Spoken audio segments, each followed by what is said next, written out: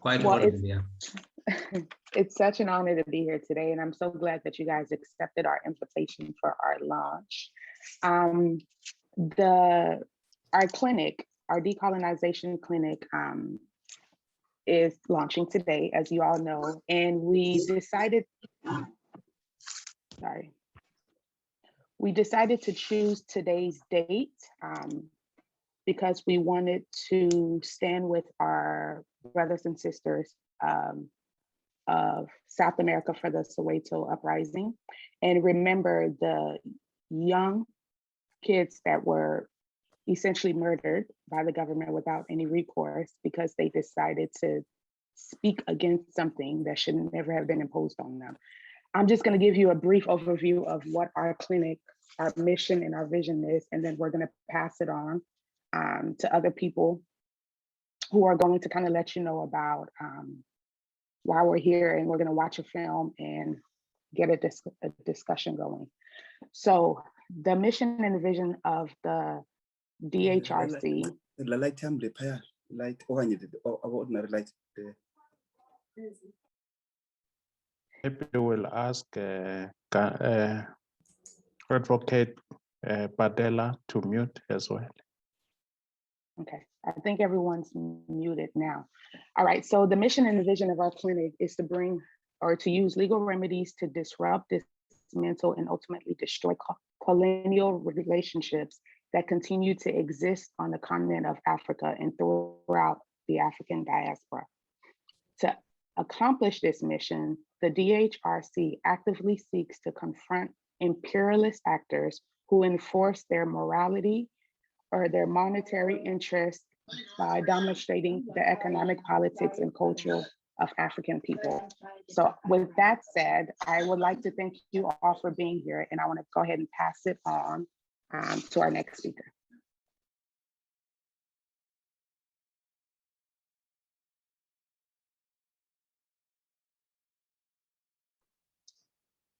Good morning. Our name is Ron Isaac with the National Conference of Black Lawyers. The DHRC will be a project of the National Conference of Black Lawyers. NCBL is an association of lawyers, judges, law students, scholars, legal workers, and legal activists that was formed in 1968 to be the legal arm of the struggle for Black liberation. We view our mission as advocating for and protecting the rights of the disadvantaged, striving to achieve self-determination for the people of Africa and African communities throughout the diaspora, and working in coalition with like-minded individuals and organizations to end the oppression of all people. NCBL has provided support, legal support, and professional support to individuals and groups consistent with this mission. We have organized and participated in delegations to national and international conferences and programs that address issues relevant to our mission. We have created educational programs for the public on matters of concern to Black and allied communities. Some of the noteworthy clients NCBL has represented over the years are Angela Davis, Assata Shakur, the Attica Brothers, Geronimo Pratt, Ben Chavis and the Wilmington 10, and Mumia Abu Jamal. While NCBL's primary concern has always been the welfare of the Black community in America, we recognize that the Black liberation movement in the United States is inseparable from the struggles for liberation, human rights, and self-determination going on throughout the world. Consequently, NCBL has always stood shoulder to shoulder with those who fought and continue to fight throughout Africa for liberation from Western colonialism and imperialism. From South Africa, Namibia, Angola to Zimbabwe, we have seen their fight as our fight. And we continue to push for Africa's economic freedom and the demilitarization of the African continent from outside forces. We have called on the nations of the world to recognize the legitimate aspirations of the Palestinian people for independence and self-governance in a viable nation free from Israeli oppression and military dominance. And to that end, cease all financial and military aid to Israel that fuels its apartheid and imperialist policies. NCBL has long supported the revolutionary government of Cuba and the Cuban people. We have lobbied against US interference in Cuban affairs and an end to US efforts to obstruct Cuba's ability to engage in free trade and comity with whatever nations it so chooses. And NCBL has called for the right to self-determination for the non-self-governing territories around the world now subject to US control. NCBL views the newly birthed Decolonization and Human Rights Clinic as a manifestation of our mission. While the clinic will be a self-governing entity, it will partner with NCBL in its goals and objectives. And NCBL will serve as a guiding hand to help steer it along its way and provide support as needed.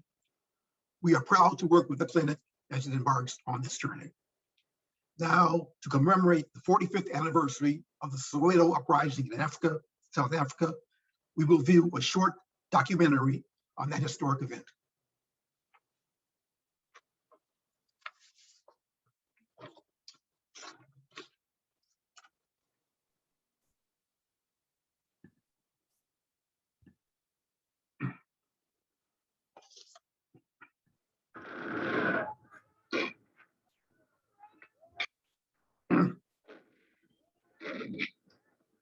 Since June the 16th, when South African troops and police opened fire on a peaceful school children's demonstration, the white government has presided over the largest massacre of its black population since South Africa came into existence. Hundreds of blacks have died, thousands have been wounded, but the white Prime Minister says there is no crisis.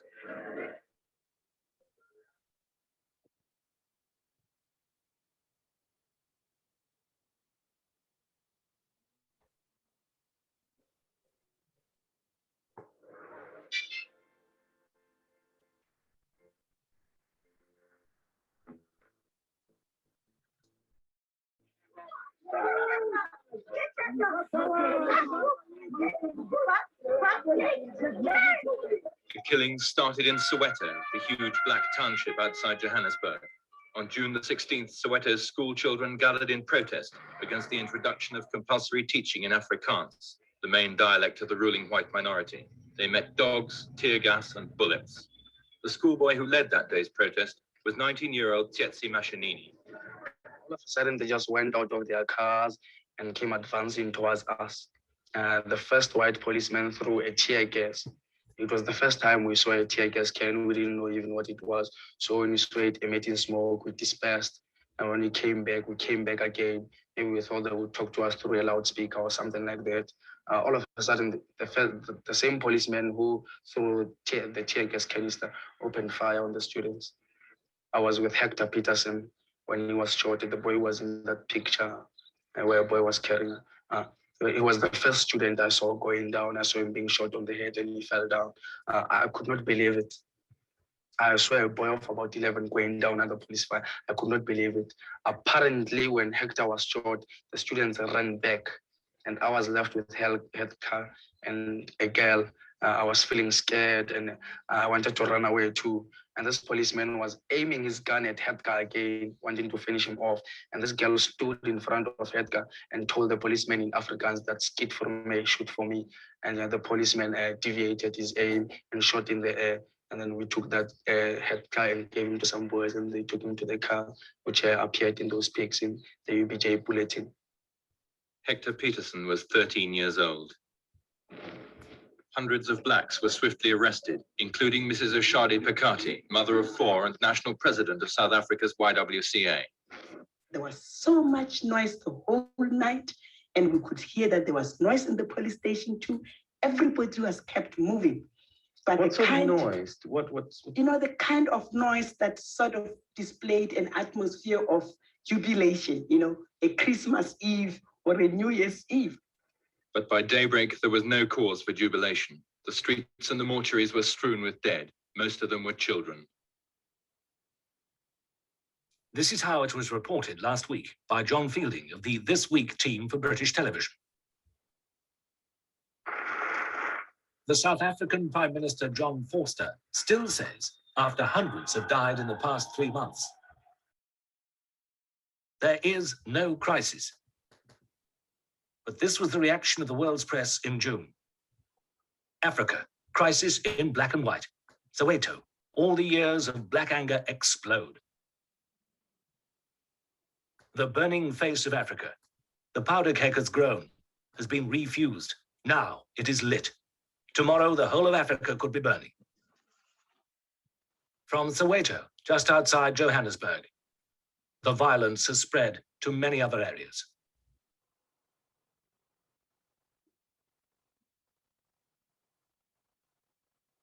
The Minister of Justice, James Kruger, has given this warning. Agitators who do not cease their activities immediately will be prevented from continuing with it by being placed in detention in terms of the Internal Security Acts.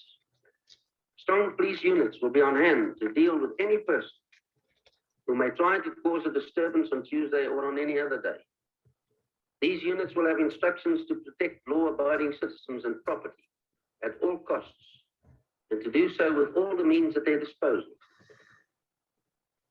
Why has there been such a reaction to what seemed to be a purely educational decision about the use of Afrikaans in schools? The government blames agitators, who they say stir up trouble among the non-white people, most of whom just want to live their lives in peace. Meetings are often prohibited. This gathering is prohibited by the minister. You are now ordered to disperse, and you must depart from this place of gathering immediately. The government blames foreign influence and interference, especially from black African states, the frontline states, Angola, Botswana, Zambia, Mozambique, and Tanzania. Above all, the South African government blames the influence of communism in Southern Africa. They claim the communists are inspired by the Soviet Union, that they interfere with black leaders and agitators and plot to overthrow white South Africa.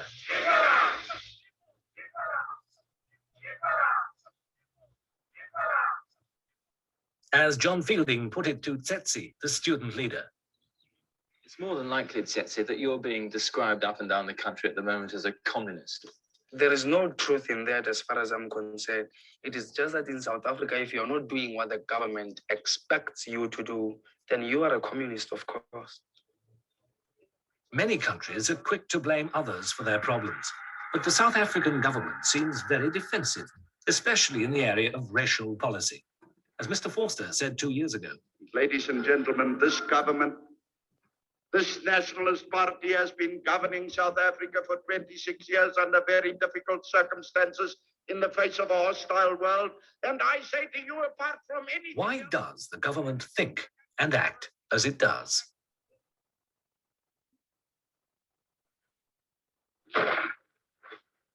The racial policy of the South African government is called apartheid. It means separate development and is an Afrikaans word. Those who support this policy say that separate development is the best way to preserve the traditions and cultures of each of the ethnic groups in South Africa.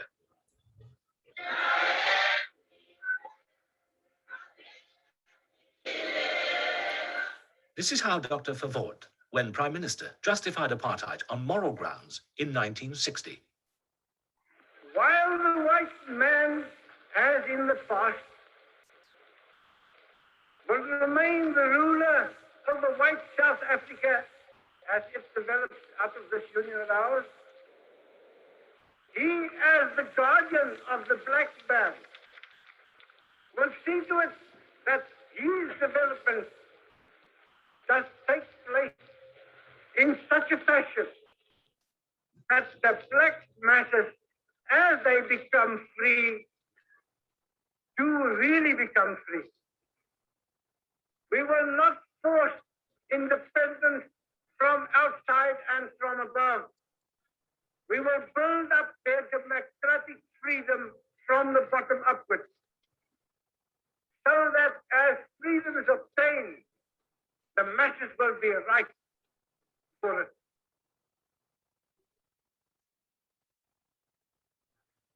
Some changes have been made to apartheid this year by the government.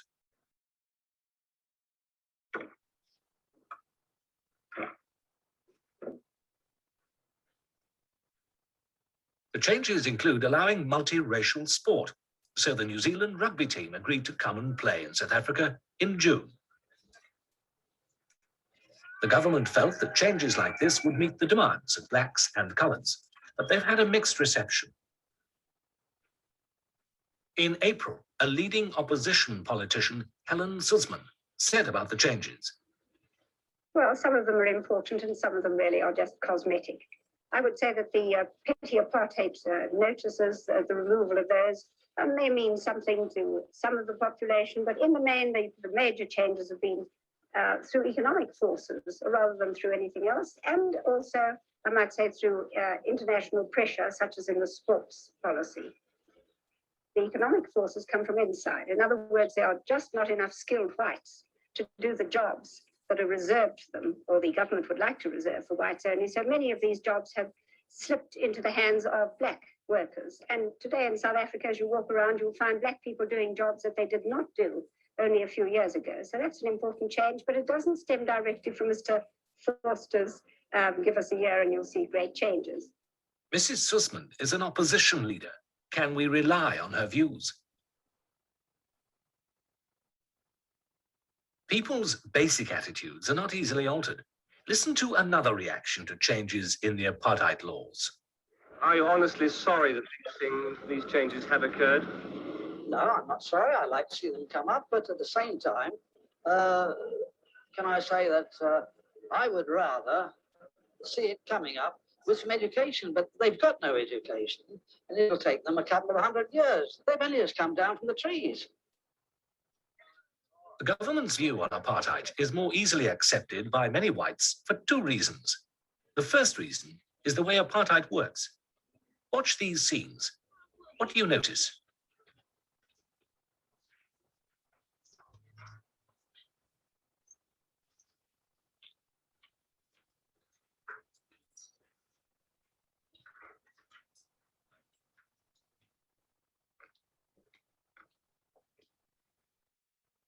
Yes, apartheid in practice means that while blacks are often in white areas as workers, whites are seldom in black areas, except as police and officials.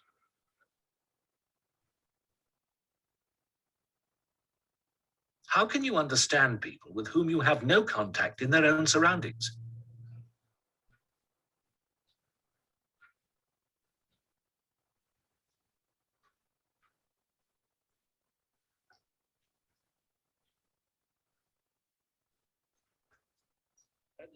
Secondly, the government's view on apartheid is accepted by many whites because of the information they're allowed to receive.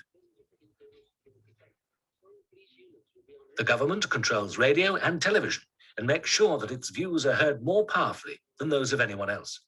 As a South African broadcaster has said, with propaganda, you never let up. It was the determination of Afrikaners to control education more completely that sparked off the Soweto riots. But why should children become involved in a political protest? And why now? Listen to the views of one of the new adult leaders in Soweto, Dr. Manas Buthelezi. There's a basic difference between this younger generation and the generation of their parents, in that these students are the products of Bantu education. Most of us were raised in an educational system which, even though it had its own shortcomings, but took as a presupposition a common South African society. So you were educated in order to fit in this common society. But these students have been raised in the framework of Bantu education, where they have been told that they are being educated for a place in their own community, a place which is politically circumscribed through the policy of separate development. As John Fielding has reported, the children exposed to sham. The integrated society of which their parents dreamed had disappeared. Under separate development, whites educated their children properly and for nothing. Blacks paid for their children's apprenticeship in servitude. Bantu education, separate education for blacks, was set in motion by Dr. Fafod when Minister of Native Affairs. In 1954, he made the following statement. When I have control over native education, I will reform it so that the natives will be taught from childhood that equality with Europeans is not for them. As a black teacher explains, it is difficult to imagine, to gauge the depth of feeling. You've got to be black and to live among these kids to realize just how much they hate the imposition of this system called Bantu education. Many of them can quote the words used by Dr. Verwoerd in that fateful debate when he said that there is no reason to educate the black child to the same extent as the white. There is no need to teach a Bantu child mathematics or anything like that when he will never need to use that science of mathematics in his situation. Right, Kavantan. Actually, Verwoerd said that all you need to teach the black child is the ability to understand the white master.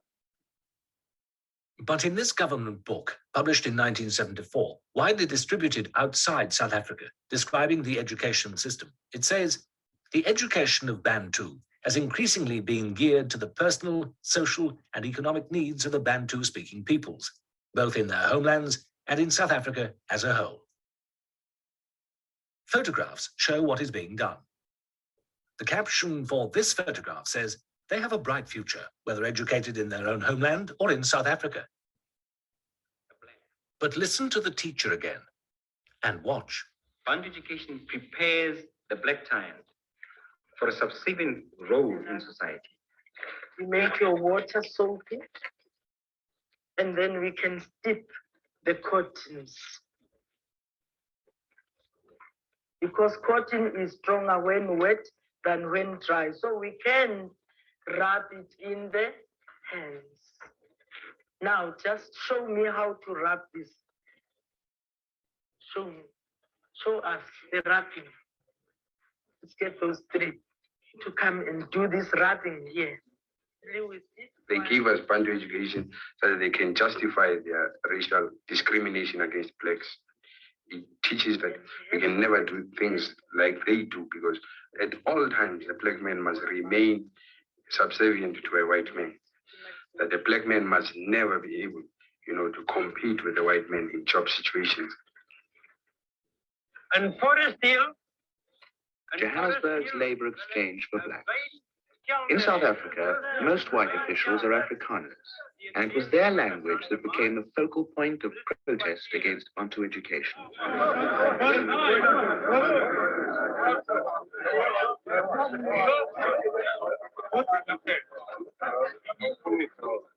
Okkie is diep in gedagte terwyl hy hankend aanstaap skool toe. Hy stap alleen omdat hy nog niemand by die nuwe skool ken. Hy is 'n nuwe. At secondary school, Bantu education decrees that subjects must be taught in English and Afrikaans as well as the mother tongue. Frequently, the rules were broken because of difficulties in finding blacks who would teach their subject in Afrikaans. Because the children have this negative attitude towards Afrikaans. The Afrikaans teacher in the classroom is going to try and force these kids to study Afrikaans. So at all times, Afrikaans is associated with force and very, very harsh people. Kom nie, dit beteken verstaan. Hy moet nou weer van voor af maats maak. Hy het 'n gawe klompie vriende gehad op Keerwerder, maar nou het sy pa besluit dat hy vir sy hoërskooljare in die koshuis op Verenwil moet kom bly.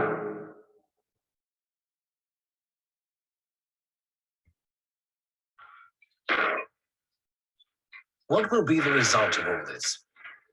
Will the government change its policies? How will the non-white people react? Listen again to the report on British television last week. Massacre at the hands of the police is nothing new to Black South Africans. At Sharpeville in 1960, police shot dead 69 Blacks who were demonstrating against the pass laws that regulate their existence. 178 others were wounded. After Sharpeville, well, there was a lot of some kind of feeling just because death had taken place. But to me, as compared to now, not a wide awakening of determination, you know, to fight through like we feel now. What is needed is not just a readjustment in the details of the policy, but a change of policy altogether. I think that's what is needed. In other words, separate development is not a solution, it is a problem. The system has done so many things and so much harm to my people that the people are no longer interested in having equal rights with the white people in South Africa. They want the tables to be turned so that the white man can get a taste of his own medicine and feel what it was like to be oppressed.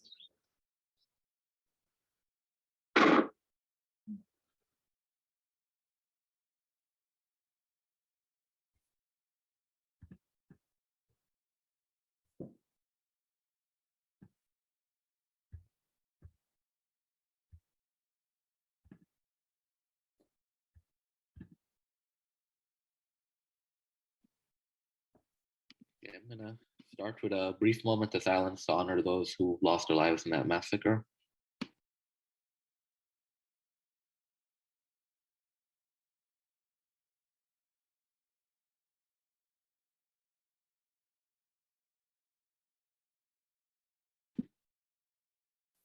My name is Dwayne Wang Homwali, and I will be doing a brief presentation on giving a legal analysis of the apartheid system in South Africa and how that system has been able to remain intact nearly 30 years after it legally was supposed to have ended. Give me a moment here.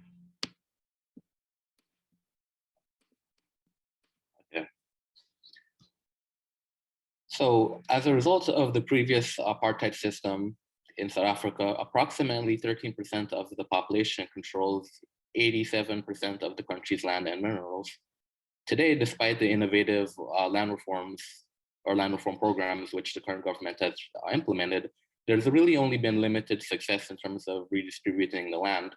Moreover, unemployment in the country of about 56 million people is still more than 25%, and that's been the case for several years now. A report from the Southern African Labor Development Research Unit wrote in 2018 that we find virtually no whites living below the middle class. The same report continues to note that whites have, in fact, comfortably improved their economic status in post-apartheid South Africa because our economy channels such a big share of national income to the top 10%. So we find that even though the apartheid system had formally ended, there's still a great deal of inequality in South Africa, particularly racial inequality. Now, according to a 2017 land audit by the South African government, 72% of the country's arable land remains in the hands of whites, who account for less than 10% of the total population in South Africa. Since the ruling African National Congress came to power in 1994, under the leadership of Nelson Mandela, one of its central undertakings has been to relieve this disparity, but to date, the government's land restitution efforts have barely seen a quarter of such arable land restored to Black farmers. Now, the United Nations Declaration of Rights of the Indigenous People state in its preamble that concerned that Indigenous peoples have suffered from historical injustices as a result of their colonization and dispossession of their lands, territories, and resources, thus preventing them from exercising, in particular, their rights of development in accordance with their own needs and interests. That same declaration continues to state at Article 26 that Indigenous peoples have the right to lands, territories, and resources which they have traditionally owned, occupied, or otherwise used or acquired. Indigenous people have the right to own, use, develop, and control the lands, territories, and resources that they possess by reason of traditional ownership of their traditionally occupied or used land, as well as those which they have otherwise acquired.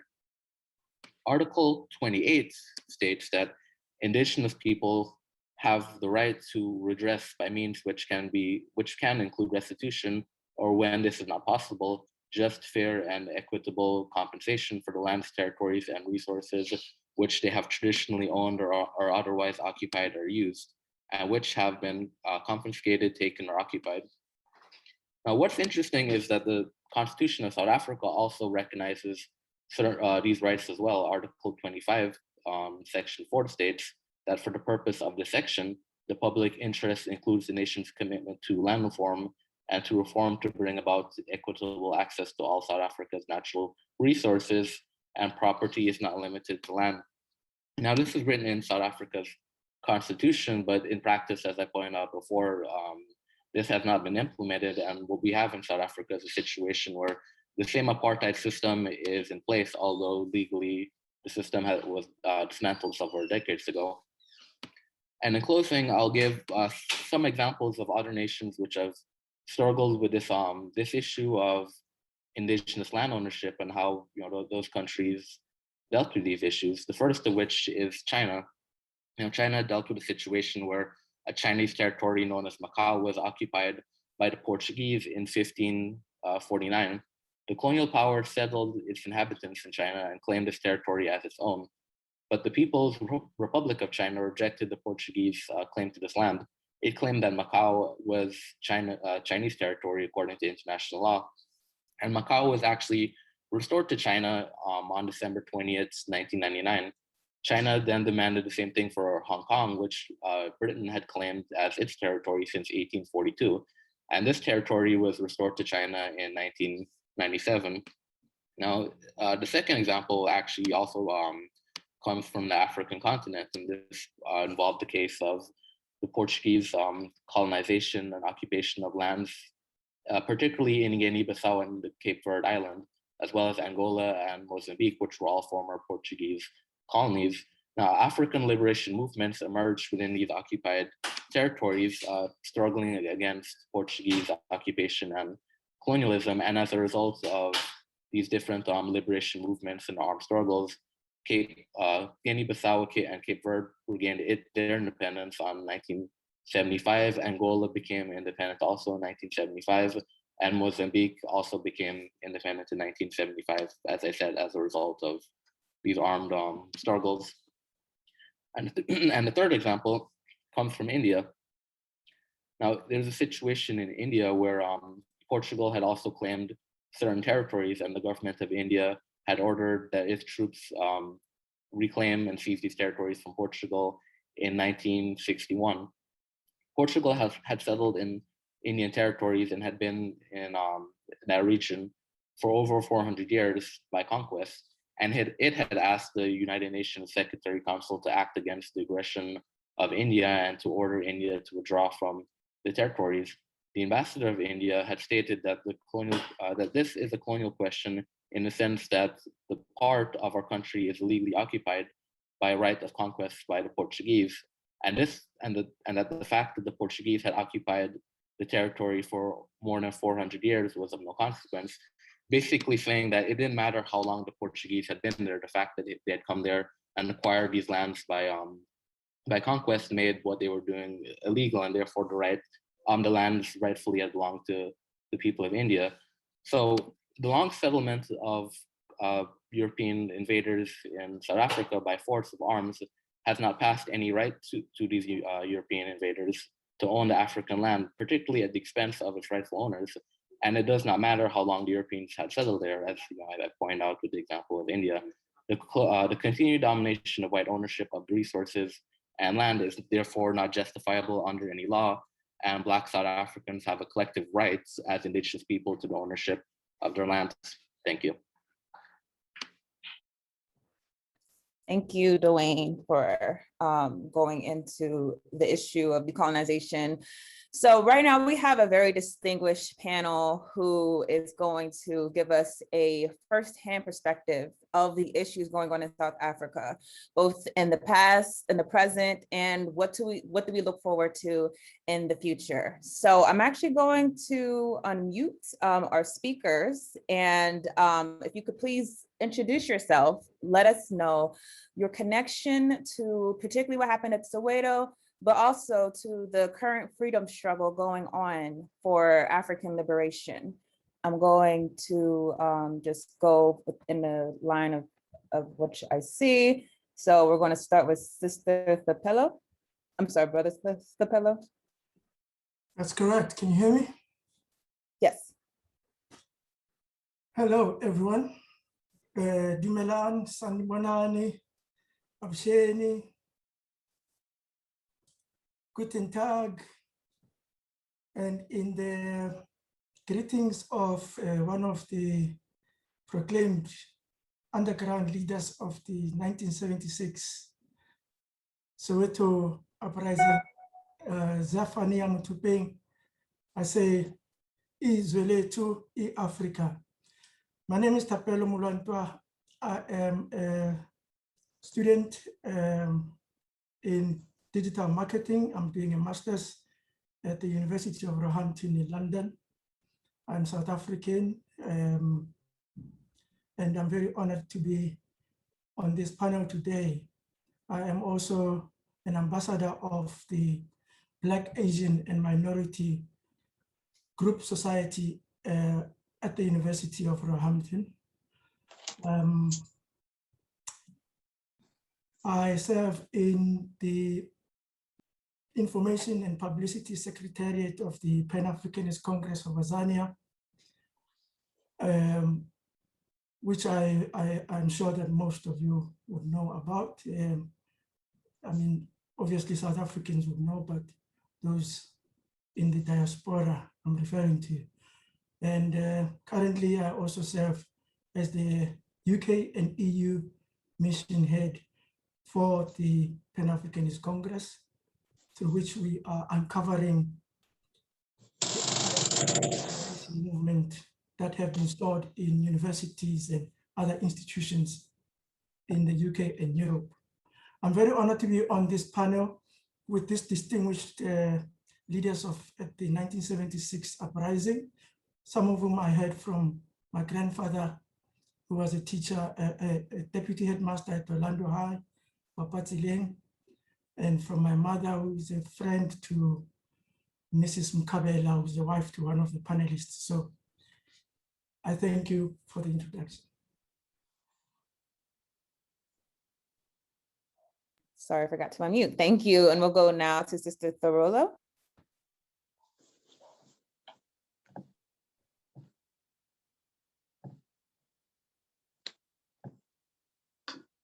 Hello, can you hear me?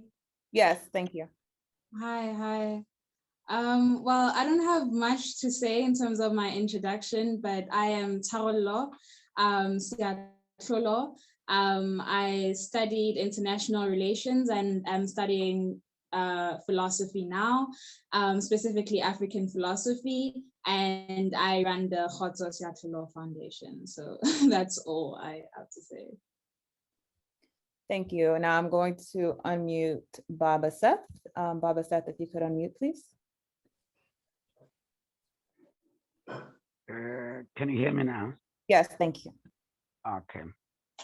Just as a Khotso Siatlolo's daughter, I'm a humble Seth Mazibuko, and who was humbled and honored by the students of 1976 leadership to be the deputy chairperson of the action committee that planned and led 1976.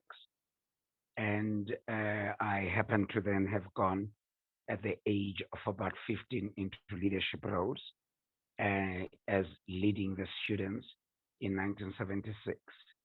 And thereafter being, in the Soweto 11 trial. And then after the trial, we were sentenced. We were 4 of us out of the 11. Tabo was one of them, and then that got prison sentence. And Sbongile, the wife to Ishmael. And yes, at the moment, I'm working with young people in Soweto, in the township where it all happened. and still working with them in a foundation called June 16 Foundation, Development Foundation. In the Development Foundation, we have three main components of the four main components of the foundation. That's the youth development, and there's the education trust, what we call June 16 Education Trust. And then we've got the third one, which is the June 16 Economic Development, Economic Enterprise.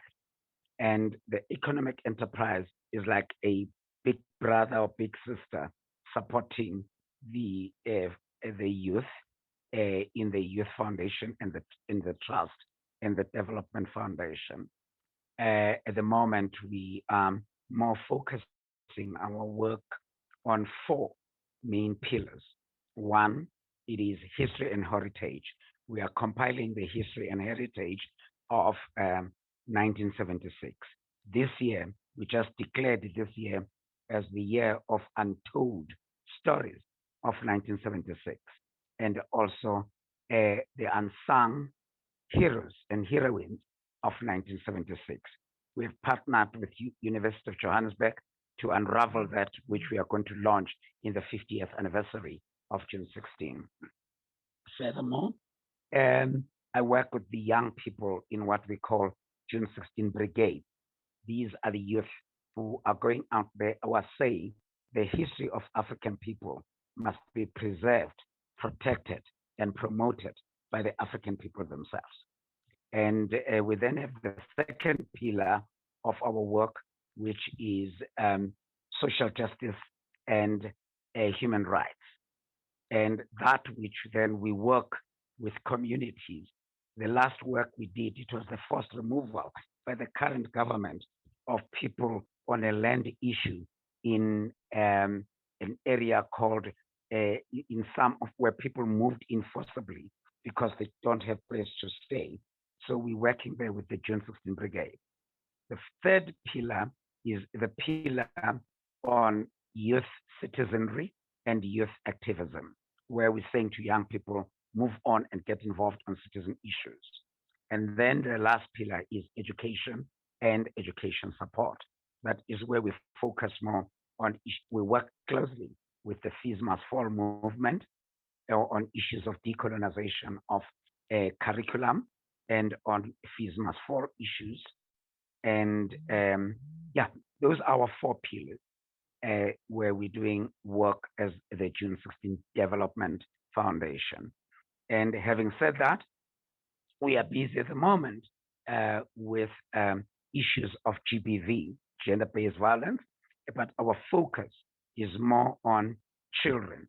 We take this from the history that says in 1976, more of people were violated when there were shootings were children. We work with Mandela Children's Fund, the South African Human Rights Commission, and the REPSI, which is the psychosocial support of children program, to try, and we're working with schools in and around Soweto to try and support schools on psychosocial support of children and on gender-based violence.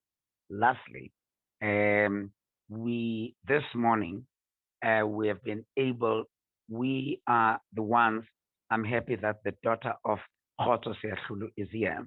We erected the tombstone of Khoto Seakhulu, and with Tsietsi Mashinini, we put them together and erected that tombstone. We visited that tombstone today. Joe was just talking about it earlier. We had a virtual walk with the June 16 Brigade, where we remembered all those who were who led and those who were killed. So we took young people to the tombstone of to the grave of Tsietsi Mashinini and Khoto Seakhulu, and then we took them to Hector Peterson's grave, and after that took them out to where the confrontation was in 1976 in the corner of Mwema and Vilakazi Street.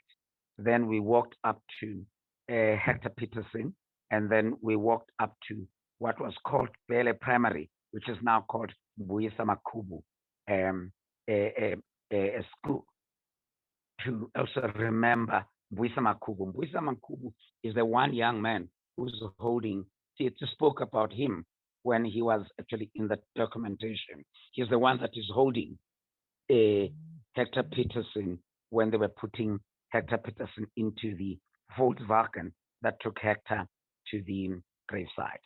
And then after that, we visited also the Mama Sophie Dima, who was the journalist that wrote most of the articles in 1976, who was also using that Volkswagen that supported Hector.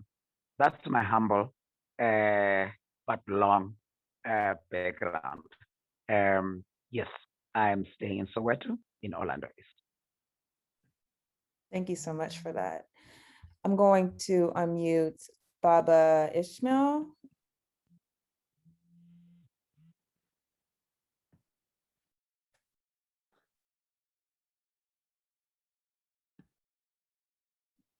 Thanks very much, dear sister. I will not speak that long. I have been part of people who were born in Soweto. I was born there. And my first experience was actually being part of an informal or squatter community in Orlando East, which was established by one of the pioneers of Soweto, Mr. Mbanza. I have actually gone since Soweto developed. And how did I end up where I am today? I think in summary is that I was educated within Soweto under Bantu education. I have known any other system. Bantu education was a system. We were segregated on tribal lines as well. That you find that was also encouraging that we don't mix. If you say you were born within Nguni speaking, you may not meet with the Sotho speaking people. I also found my way developing my consciousness within really religious circles, a Christian background, that you had to confront the reality that if indeed you accept the faith, it doesn't distinguish whether you are black or white, all people are people. And so that to me was very important, but we also became a generation of those people who had to be aware. What have I done, or what has actually been my career? I worked with the South African Council of Churches. We're resisting forced removals of people from tribal land. I worked on that and I came to learn a number of things. Important among the things I learned is that good leadership does actually make a difference in the people's lives. I also pioneered what we call broad-based community organizing, where you build communities and leadership by picking up issues which are of immediate concern to people. I also, after the banning of the Black Consciousness Organization in 1977, I was asked to lead. I made my contribution. We ultimately formed the Tanzanian People's Organization. But if I'm to stop so that others may also have their say, what is it that defines me? I actually believe that I gave my life, or my life was taken by causes which defined the struggles of our people within the Black consciousness movement, and also learned how to work with different constituents of the Black community to improve their lots. I'm a community organizer, a professional community organizer. I understand how to work in communities, be they informal settlements and their struggles. I understand them. I was part of those who negotiated with the old system, the housing policy. I was deputy chairperson of the National Housing Forum, which agreed on a housing policy for South Africa post-apartheid, and I also served as the National Housing Board chairperson, which was advising the ministers of housing. I think that's all I can say, and other things I would say as we continue with the conversation. I'm Ishmael Mkabe. Thank you so much, Baba Ishmael. I'm not sure if our other two speakers are in the chat or if they're under a different name, but Advocate Gandhi and also Brother Upa, if you are here, could you please message me and I can unmute you? Yes. Oh, okay, here we go. That's Advocate Badela. I'm sorry, I am using a device with the name of my clan name. So that's why you were unable to recognize me. Thank you, welcome. Thank you. Thank you very much for organizing this session. In actual fact, I'm pleased that we have the people we have gathered today. You've heard what I may call something from those who were leaders during the June 76, but now you are going to hear from the ordinary person, the ordinary child, the ordinary teenager, the ordinary youth during those days. I am born and bred in Soweto, like everybody else. Prior to that, I had known no other place except that. I, like any other youth from Soweto or any township in the country, had experienced racism, apartheid, denigration, violation of our dignity, like anyone else, and have felt how difficult it was to be born and be boxed as if you are an unintelligent being or thing. However, there was a hollow in terms of leadership after the arrest in the 60s and of our leaders, and also the fact that many people had to go underground and very few people were willing to stand up and say their say. However, I think as the generation of June 16, we were lucky in the sense that in the 60s and the late 60s, in particular 70s, we had people who were very brave, who stood up, and who, when we heard what they say, were encouraged and felt that we had to participate in what was taking place at the time. I personally believe that I was politicized in the main by Black consciousness. As I was a youth at the time, I became aware, and my mind was also sharpened by the things that we did in terms of exchanging literature, in particular, reading more about a number of things. And I think also I was lucky in terms of being able to be in the space where there were quite a lot of activists. I recall very vividly a publication that was done by a publishing house called Raven Press. Me to sharpen my mind and to understand what was going on around me. As one may well be aware that it was difficult for parents at the time to even talk about politics because it was regarded as something dangerous. You know, the system was such that you could not trust the next person or even family members because you never knew what would happen with what you say. However, on the days leading, I would say, to June 16, I can say and confirm as a person who was there that there were some discussions, there were some rumors, there were some indications of something that was to happen, but no one knew exactly what was to happen.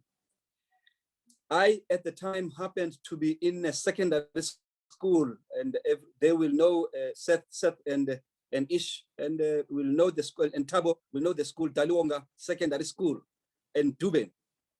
When the movement started all the way from Naledi, passing through Morris Isaacson, passing along my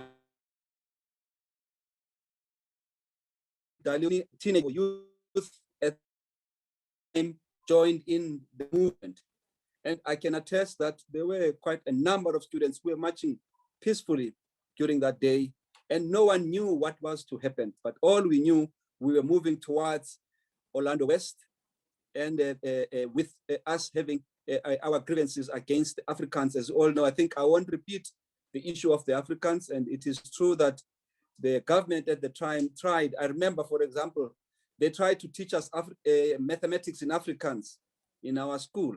And that's where also we started protesting, because there was just no way that we had wanted to change from English to Afrikaans. And it found resistance among students at the time.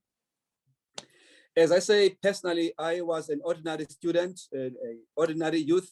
I was not, and I did not participate at leadership level, but I was conscious of what was happening, and I was an active participant, knowing exactly how I feel and how I felt at the time.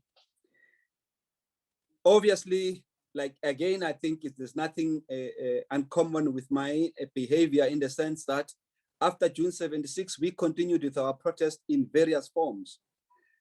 From my side, for example, what we then decided after 76, I went to Orlando High School for a year.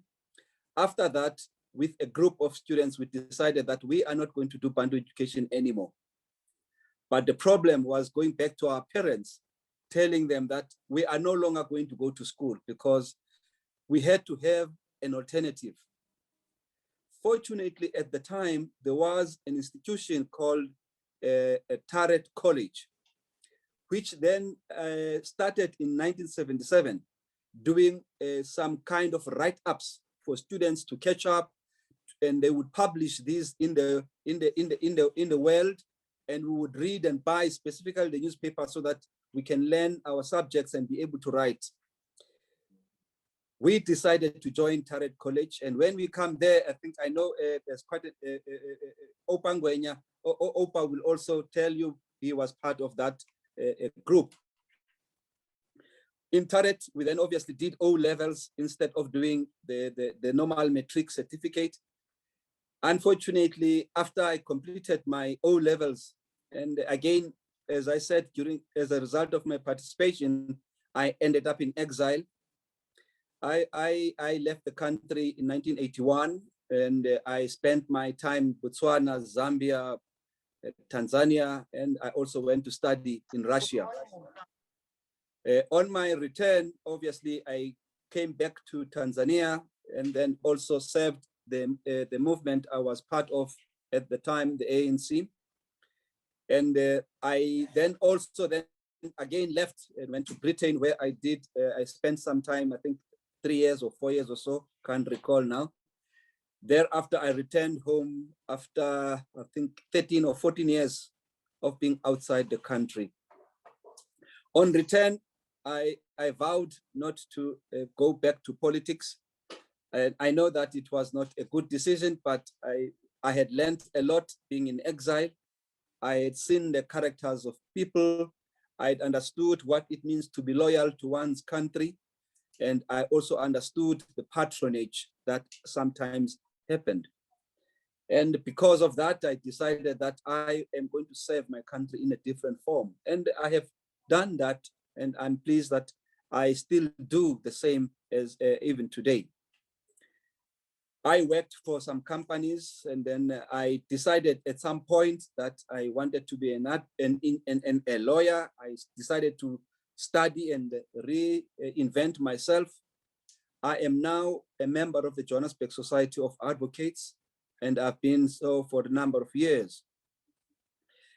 I practice in a general form, but I participate in what I call activities that are aimed at transforming our society in a number of ways.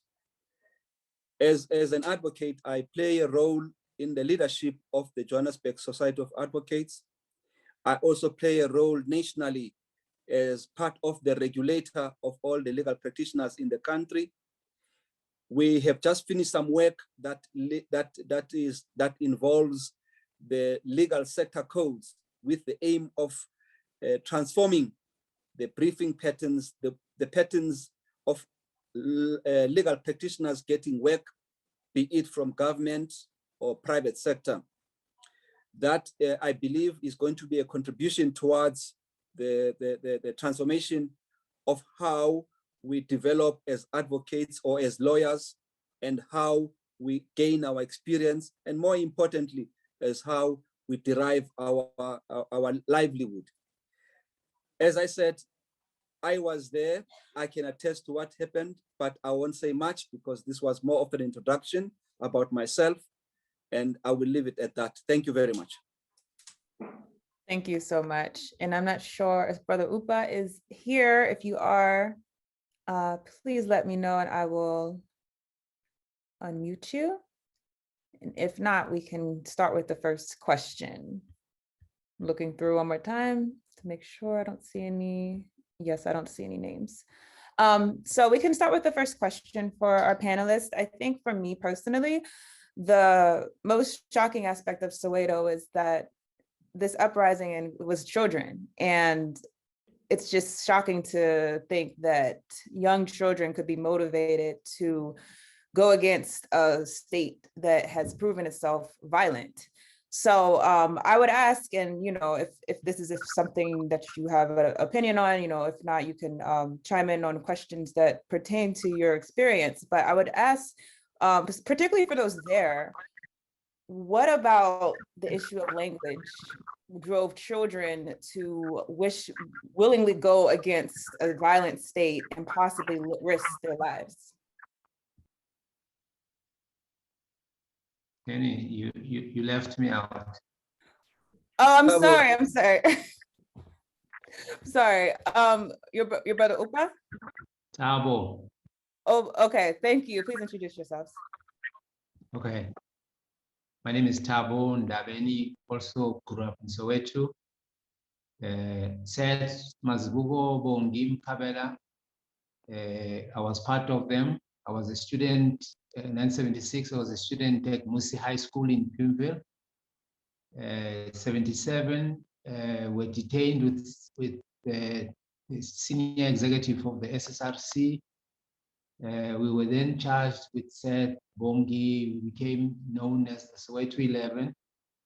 I got 5 years. I got convicted of sedition, but got a 5-year suspended for 5 years in 1979.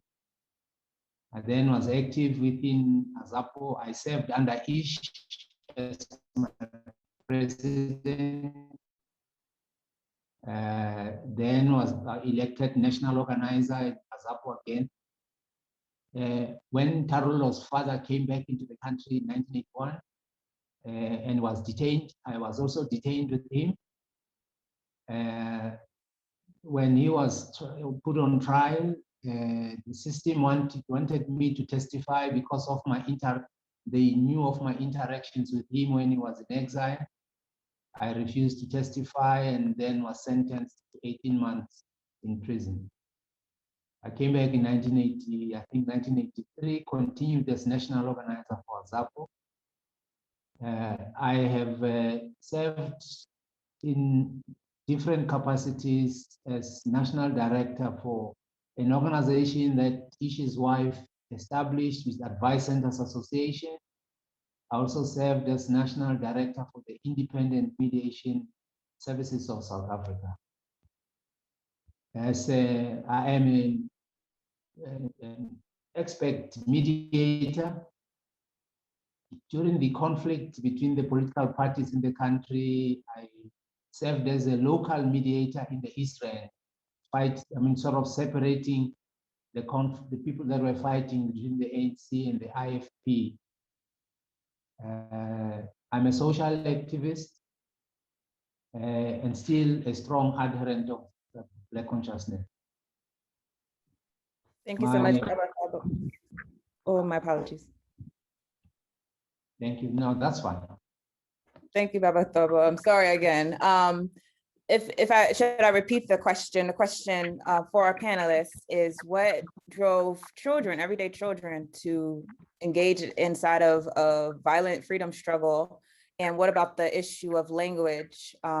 What about that issue is what would drive them to that? I see that Advocate Badella is raising his hand, so I will unmute him.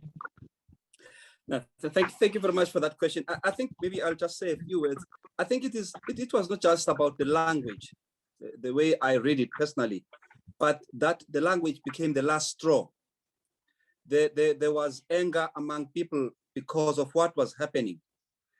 And people were not feeling so much boxed in or oppressed in many ways, in the sense that, as you saw in the video, for example, where now even the little that was there in the form of education was being taken away slowly, and we were being domesticated, and people were taught, or the system merely wanted people to be hewers of water, as they say. And that anger, in actual fact, was boiling. But when then the issue of the language came in, it was a last straw, and it's something that lit the fuse, so to say. As you will recall, what we as young people have experienced, there was the system tried to do a leadership gap by banning and imprisoning leaders. During that time, you have young people like Steve Biko coming up, and they themselves also faced the same situation. And the people generally had nothing else and nothing to lose.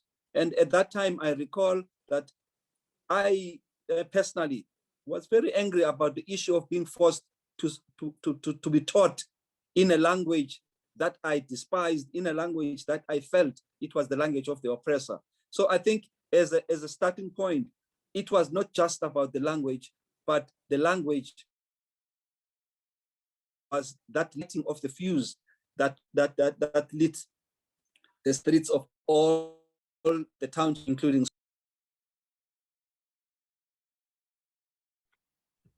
Okay, thank you very much. May I also take up a point there to say that I think it is very important that we should bring this question down to the level of the people in the streets of Soweto. When the whole conceptualization of by big politicians of introducing Bantu education started, and that even of introducing the language to further oppress African people.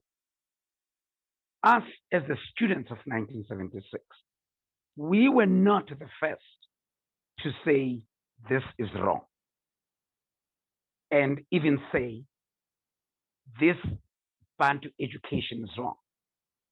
The Bishop Tutus of the time and all the other Black leaders had actually stood against the introduction of Bantu education well in the 50s.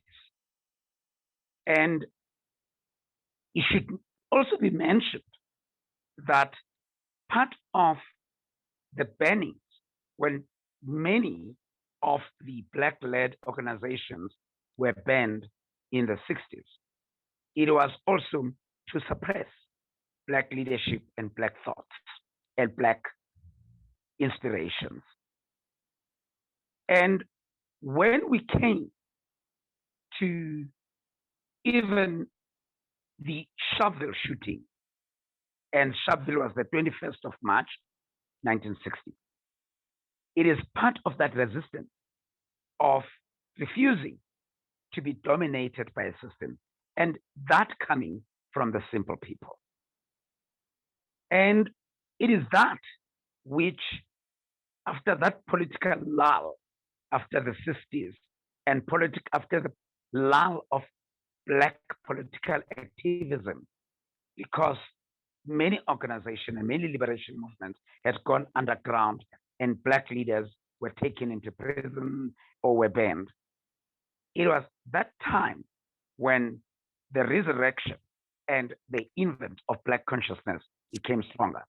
The Steve Bigos came in.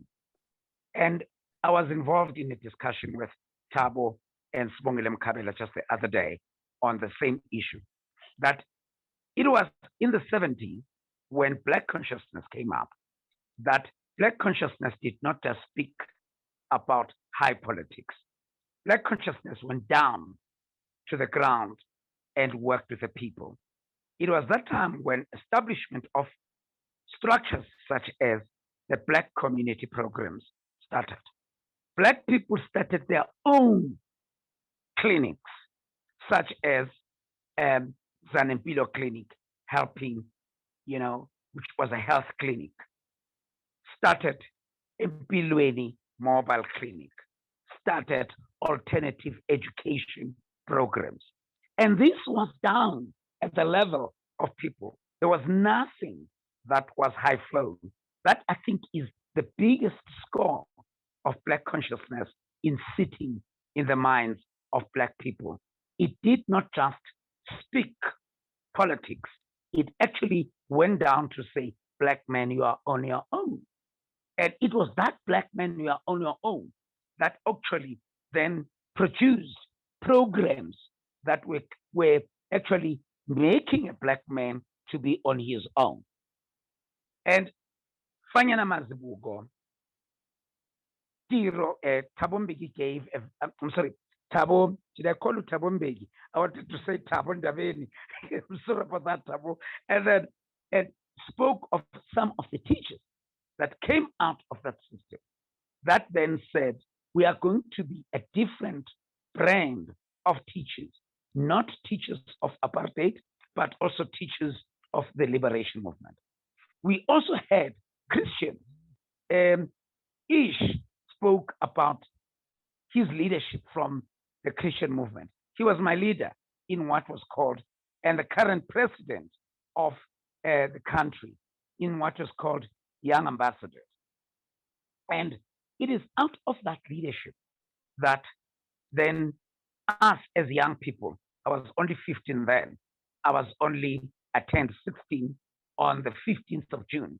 And it was from that background of being of Black consciousness, being not just an organization out there or a movement out there, but being grounded and also project-based. And I think that should come up strongly, that it is out of community-based programs that encourages and self-sustained people that Black consciousness had to sit in our minds, and that which made us to stand up against the bullets whilst we're holding books. Thank you. Do we have any other thoughts on that question, or should we move to the next one? I'll give it a minute. Go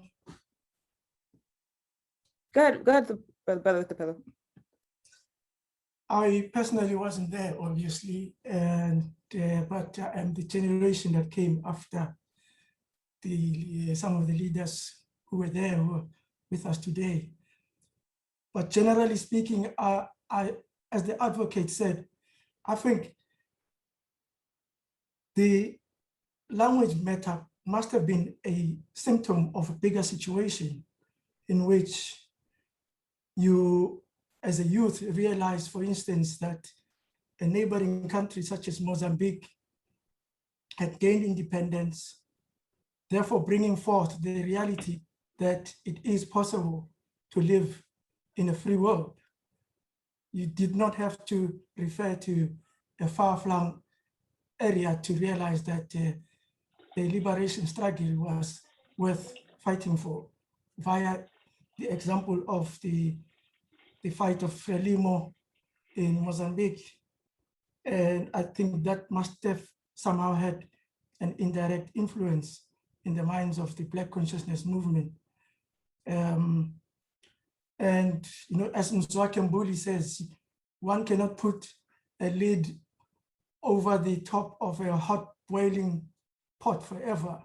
So the boiling had already begun many years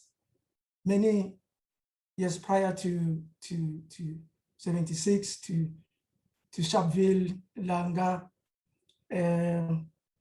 And my assessment is that it was a boiling point, a symptom of a greater situation.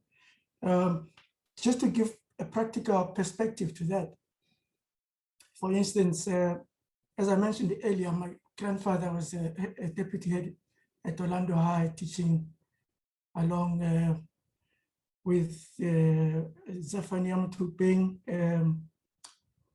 and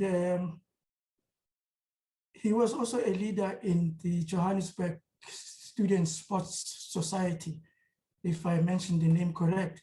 And at some point, a British football legend came to provide football clinics in Soweto, through which they then were given an offer to travel to Brazil as a team. And in that respect, they formed a team called the Stan's Men.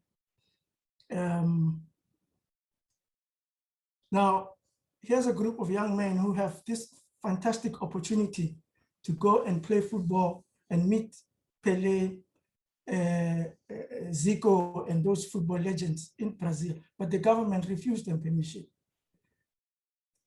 For me, that is an incident in which you as a young man will be angry as well, to say, Coca-Cola has offered to pay for our trip and everything, and here's a government that is refusing for us to leave the country. Eventually, they did leave after meetings were called at the hall, I think it is DOCC. So I just wanted to bring about a practical example to what could have led, besides the language as Afrikaans as a medium of instruction. Thank you. Thank you, Brother Capello. And you brought up a point that is perfect for my next question. As you said, it became clear that there was another South Africa that was possible for the people who were participating. I would ask one of the panelists, what was the vision of the protesters? And could you relate it to the current struggle to decolonization of South Africa, particularly South Africa being what we would describe as a settler colonial state, one in which the power structure is actively present and living and occupies much of the land, and much of the people who are indigenous to the region are without access to that resource. Anyone could jump in.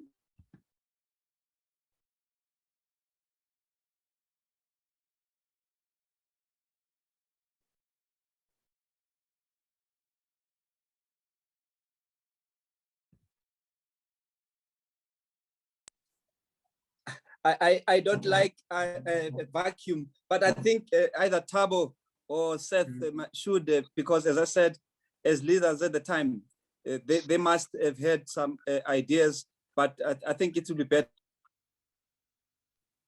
I thought I should actually give Thabo, as part of the leadership of the time, to speak on that, then I will add. Thanks, Seth.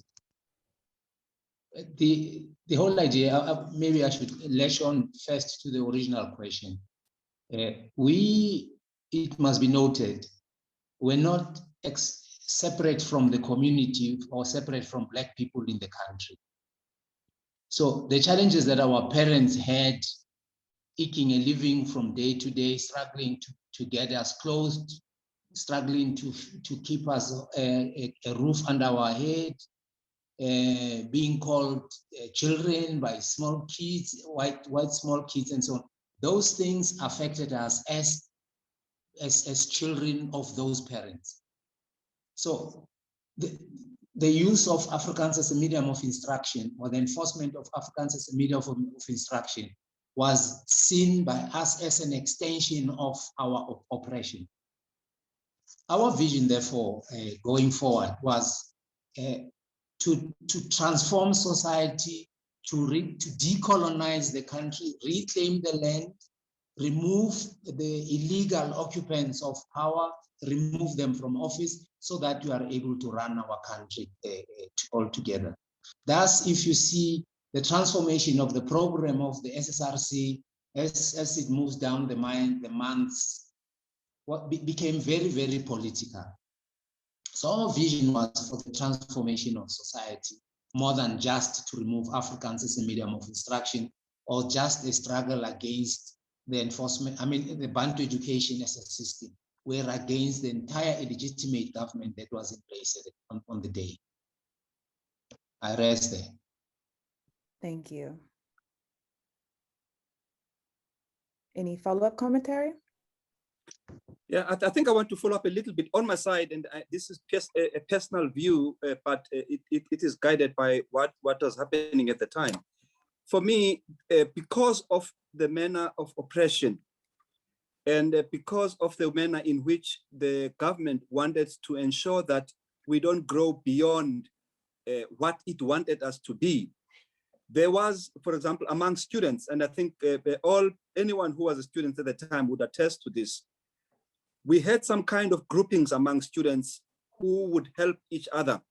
The issue of self-reliance, the issue of development, the aspirations were quite strong amongst us. But more important also, you will recall that during that time, the countries began to become independent. Quite a number of countries became independent. And also that was a driving force because we were now exchanging ideas about what we wanted, how we wanted to be, but at the same time, we were learning about what others had done. So there was a desire to be free, but also there was an acknowledgement that education is important. I agree, for example, with Seth when he says that we were protesting, we were struggling with the book in hand. And that is true because whenever an opportunity came for us to educate ourselves in one way or the other, be it in a classroom or outside the classroom, we did that. And if one looks back at the generation of June 16, generally, if you take it as a decade, you will see that a number of those people, in spite of what the apartheid wanted us to do and be, we achieved quite a great deal because of the determination, because of the consciousness that came in. As I alluded also for me, at the time, I was heavily driven and influenced by Black consciousness, the ideal of self-reliance, the ideal of cooperation, working together. And I think that for me, and the fact that we had these small groups of students who were working together, for example, the issue of exchange of banned literature. How did that happen? It happened within cells, within groups of students, and they would argue and discuss ideas about what we have read. And one would say, oh, I've got that book, by Du Bois.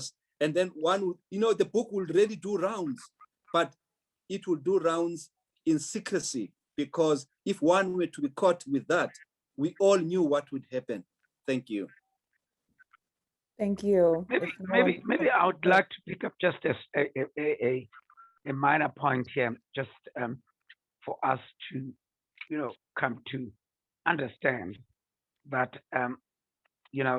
the struggle of the 70s and in that tender age of that generation was a struggle that was yearning for quality, and the struggle that was also saying we cannot live in these conditions with our parents being intimidated by, I think one of the speakers earlier on, I think it was the other day, that said our parents would not even want us to mention any of the names of the people like Mutuping, like Sobukwe, and like Mandela, because when you mention those names, you'll be immediately taken into prison.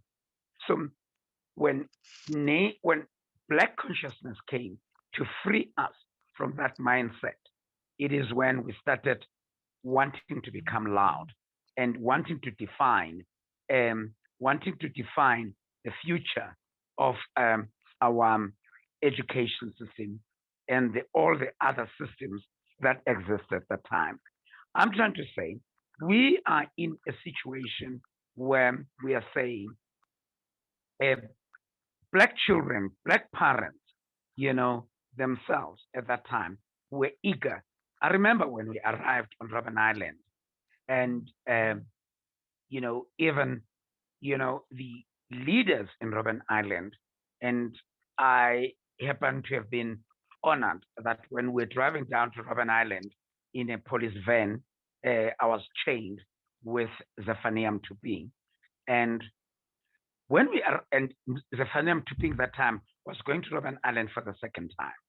And when we arrived on Robben Island, I mean, the whole number of people that were there, including those who were in the BP Sisaso trial, the Frelimo rally, and those who were involved in different trials at that time.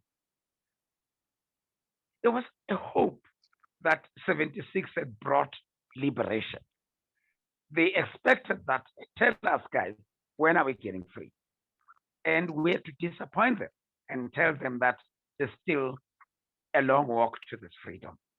But the point I'm making is that June 16 managed, to bring to surface some of the issues that were boiling all along. And the explosion started, I think Jimmy Kruger and MC Botha was the minister of Bantu education then, still regrets why they even started to introduce the question of Afrikaans as a medium of instruction, because it then exploded the whole country. Thank you so much. Can I Yes. add? Yeah, I just wanted to say there are three points I would like to make on this. One, white oppression survived on intimidation and instilling fear. Yeah. Black consciousness gave us the confidence to overcome that fear. True. Two, white oppression, as Ish said, was intent on breaking us into small bits and pieces in the country. Black consciousness came with Black solidarity, and we were all united against a single enemy, which was the illegal government of the day. My third point, the students of 76 brought agency to the struggle. Seth went to Ireland, to Robben Island, and those that left, like Advocate, left for exile. Everybody who went, wherever they went with one message. We're coming here with a plan to come back. That's why all the leadership everywhere had difficulty in handling the class of 76, because all of them were simply saying, train me. After training me, I want to go back home. On Robben Island, there was some relationship that the prisoners had sort of developed with the warders there, and the defiant 76 crowd just simply said, there is no way we can coexist with these individuals. So there was this agency that something must happen, and it must happen now because we can't wait any longer. I rest my case. Thank you. The next question I have is more about the present situation in South Africa. I would ask, in light of the vision that was put forth by the participants in the Soweto Uprising, does the current political environment look like one that will bring about an equitable South Africa, and are we close to realizing a decolonization of the country? I'll actually ask Sister Thorola if you want to start, because we haven't heard from you yet. If you had anything to say, I just wanted to check.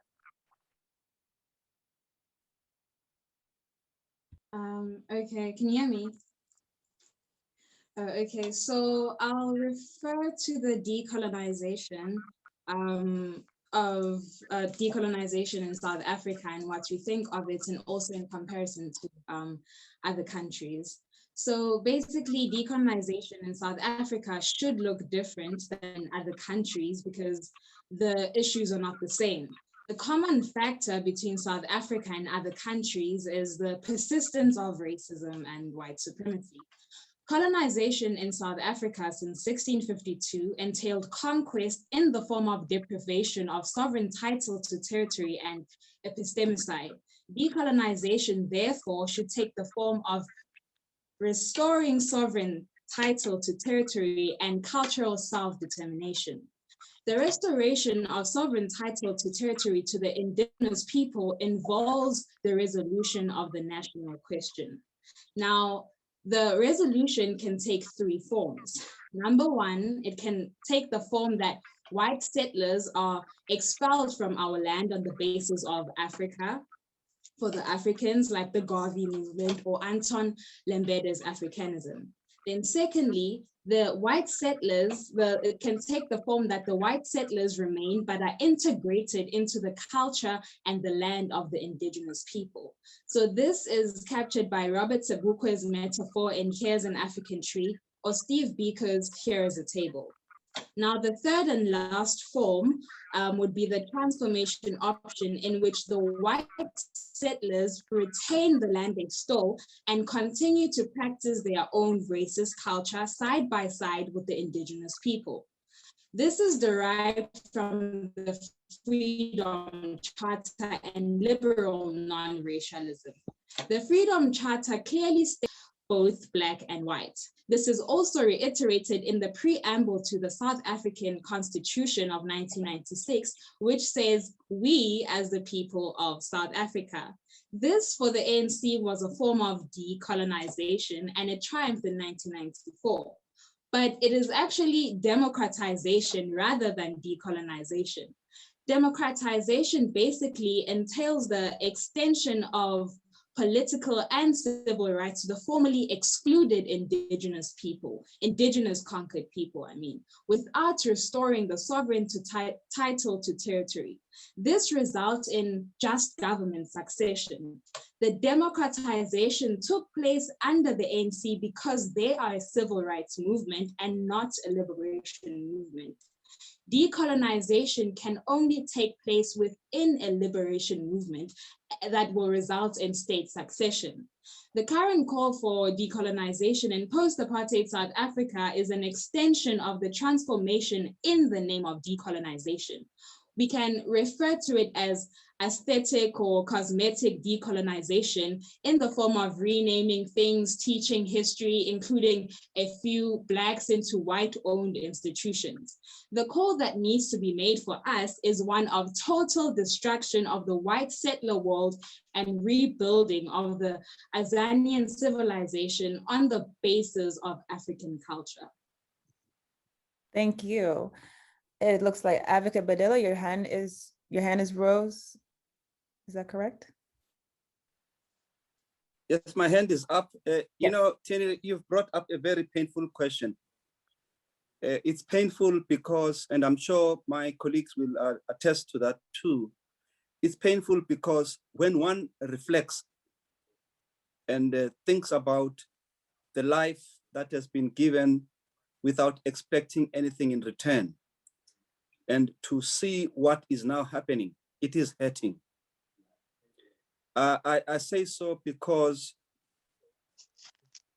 I think the program you're talking about has not started 25 years later. We are seeking to appease people. We are seeking to patch some relationships. We are seeking to do things that will make the world see us in a certain way. It is painful for me, I'll be honest, and I say this without anything. And I think I should premise this by saying all those, at least in my generation, who participated in one way or the other in the struggle, did so not because they expected anything in return. They did so because of the love of their country. They did so because of their loyalty to our country and to the continent. I remember very vividly the poem of Ingwapele Madingwane, Africa My Beginning, Africa My Ending. That was our war song. That was our struggle song. We knew what we meant when you say Africa My Beginning, Africa My Ending.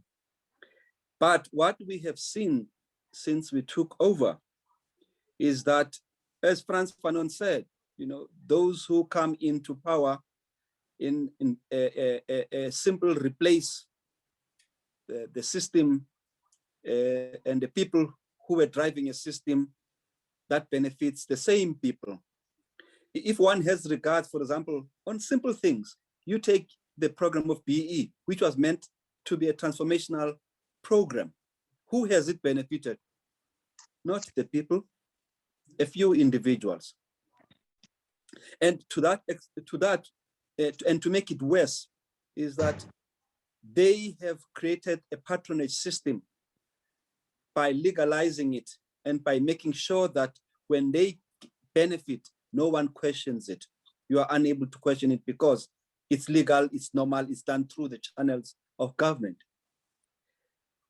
Whereas also, if one looks at the main issues that the Black consciousness deals with, the struggle of the mind of an African person. Today, we see the world in the same eyes or lens that was there in the past. Nothing has changed. When I listen to the news today, I still listen through to the news of BBC. I do not have access to what is broadcast in Mozambique. I do not have access to what is broadcast in Zambia, Zimbabwe, Namibia, because why? The same isolationist approach is still taking place, even though no one is forcing us to do that. I see personally our government, if one also looks at the simple issues, everybody knows that our land was taken from us by force. Everybody knows that our land was taken through legislation that was passed intentionally to do that. Now, why is it difficult to do the same using the law and the powers that we have today? Again, it is because we are appeasing those who are calling the tune. It is painful because I think when we participated in the liberation of our country, the aim was to have self-determination. The aim was to ensure that our sovereignty is intact and our dignity is intact. As I speak to you today, we are seeing politics that are pitting Africans against Africans. And I think it's intentional because I don't see why can't we put up measures and rules and laws that enable people to engage, to meet, to come and go legally and to do what they want. I don't understand, for example, as I see today, why one would import a hawker from Pakistan to come and trade in the streets and compete with our people who are trying to make a living. I don't understand why, for example, when the time came, we were not given a tax break as people. We were treated as if we had wealth that had been amassed over many years. A government which wants to transform has to look at the environment and the situation we find ourselves in. Why is it that the small coming up, I would say, middle class from the Black society is treated as if it had a wealth that comes from, from many years? I don't understand, for example, why is it that our government does not understand our country and our situation in the sense that I, as a Black person, when I work, I don't work for myself only. I've got an extended family I've got to feed. I've got people I've got to look after, but I'm taxed as if I'm an individual who's got no other responsibility. I also don't understand why our education, for example, is not meant and aimed at empowering people so that they are able to be independent. I denounce a policy which initially and on the surface looks good in the sense you say, I want to create a safety net for people. But then that becomes the solution. What kind of a safety net do you have where government spend more money than it creates? Because I think if one has a social program, you must have a social program that has got a resource that is able to sustain itself, that is able to have a cake that is going to be shared by many people. What we find is something that seems to be intentionally aimed at destabilizing the country.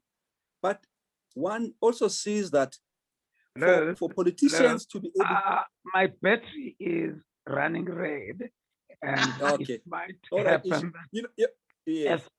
Yeah, and I might have to move out quickly. And don't you want them to have a say before you go? Then I can step down, and then you can say your say before you go. Let's hear you. My very last point before I go is just that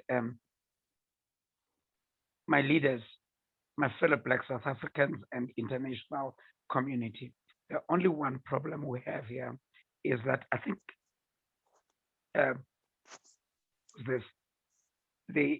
Mugabe asked a very good question to our liberation movement. What are you fighting for? What do you want to achieve? I had a conversation with my sister Spongile the other day. Have us as South African defined what we want, what do we want to call a South African? We haven't. We haven't defined an ideal South Africa. There can be policies, there can be frameworks, there can be commissions, there can be anything. We haven't. We have people, we have a country, we have a government that is still not sure as to exactly what is it that want to deliver for our people. All I'm asking, and all what my prayers are, I think the first thing that we've got to do is to disconnect. It is to connect with our people, to connect with the very people who have put us where we are. And to start, we would not be having the Zondo Commission if we're doing right. We would not have the cases in courts today if we're doing right. And we should be asking ourselves, there is something that we're not doing right. We should not be having the Marikana if we're doing right. We should not be having Fees Must Fall, a movement, if we're doing right.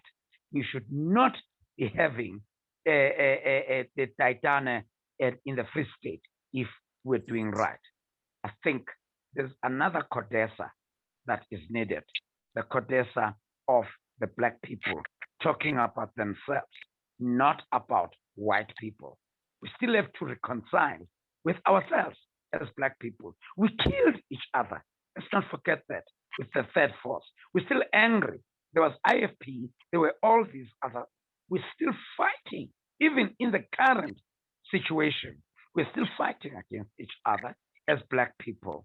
And that makes me, and I believe wherever Steve Biko is, should be crying that I died for nothing, because we're still fighting against each other as Black people. And let me tell you, we are not fighting against each other to protect our people, but we're fighting against each other to protect our pockets. I rest my case. Thank you so much, Baba Seth. Thank you for joining us. Thank you so much. Yeah, I would also want to chat in. I don't know how to raise my hand here. It's okay. Yeah, so I actually feel that in as much as we're looking at struggle as South African, the fact that we agreed to hook up together today with people from the US is purely because we felt that the struggle which are going on are not necessarily geographically defined. In the diaspora, there are struggles which are being fought. I think George Floyd did demonstrate in a very clear way. Maybe we did not even know how to respond as a unit. both Africans and the diaspora. So I actually also, I'm happy that I look in our list of participants, there's also Reverend Dr. Chikani with us, who is also is now looking at how do we bridge the gap between the Africans and the African diaspora in identifying things which we could tackle together, in as much as sometimes we may look at things which are too big, too general, and we end up maybe escaping dealing with the reality, the immediate, and focus on the idea. But I just felt that I don't know whether some of the people who are in there are listening, you are able to read their messages and or even invite some of them, or they invite themselves through you. Thank you. Okay, thank you. Brother Pasatapelo, if you would like to go next. Yes, just relative to what has already been said, I just wanted to touch on the decolonization as against democratization aspect. You have a situation in which one sector of the liberation movement promoted what was called multiracialism, as opposed to others who, like Robert Mangaliso Sobukwe, who started advocating for non-racialism, essentially saying that we are Africans in Africa. And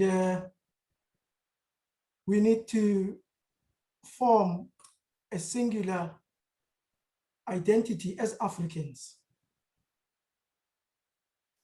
through which we can then educate the new or the forthcoming generations about what it means to have African values. Even if your ancestors come from here, from Britain, or Holland, or Germany, but you're African and you're living in Africa. One of the major motivations behind these continued divisions amongst people in Azania is because of a lack of an Azanian identity. If you go to China today, it is a Chinese country managed by Chinese people. You have to learn Mandarin. If you send your child to school, they will learn in Chinese or Mandarin, let me rather say. Whereas in Azania, it happened the other way around. Settler colonialists wanted to import a European value system into Azania and continue to do that today with the permission of our government, in a way. Once a group of young Black kids move from Soweto to a school in the former white areas, what happens is that more often than not, the white parents will pull their children out of that school and send them to what they say is a private school. And this has happened across Johannesburg, Pretoria, Cape Town, everywhere. You find that in a so-called formerly white area, there are no white kids in the schools in that very same community. They are commuting to another school. Our government should put its foot down and say, this is not going to be allowed. How are you going to form an African identity in Africa if you allow practices such as those? Hence, in the last 2 months, even the last 2 weeks, we've seen incidents in various schools in Witbank and in Pretoria, where parents on the Black and the white communities have physically clashed outside schools, following on another incident that happened in Cape Town that resulted in a massive demonstration by the Economic Freedom Front in the Pan-Africanist Congress. So we have to form an Azanian value system that will be inculcated from a young age so that the new generations are socialized into a single identity that is not what we have been educated about the rainbow nation, a system that essentially says that there are different colors and it perpetuates multiracialism. We have to form a singular identity of being an African, no matter what color you are. As Khotso Seakholo's daughters mentioned about Anton Limbede, you know, you could be any color, but you have to identify yourself first as an African. In the UK, where I am right now, in primary schools, they teach British value systems in a specific class for all the kids that are going to public schools. And I believe in private schools as well. So I think that, yes, let's move from democratization to decolonization. Thank you. Thank you. We have one more question, and I do want to ask the audience, if you have any questions, you can please type them in the chat and I will try to ask them. I don't want to belabor the time, but just as a closing question from me, we're a national association of, or the National Council of Black Lawyers. Also, there are other professionals who may be on the line. What do lawyers, professionals, what do we do to further the struggle against these types of systems, colonial systems, apartheid systems, and what should our focus be in light of the sacrifice that has been made for us by so many activists, especially in light of what was done for to the children at Soweto?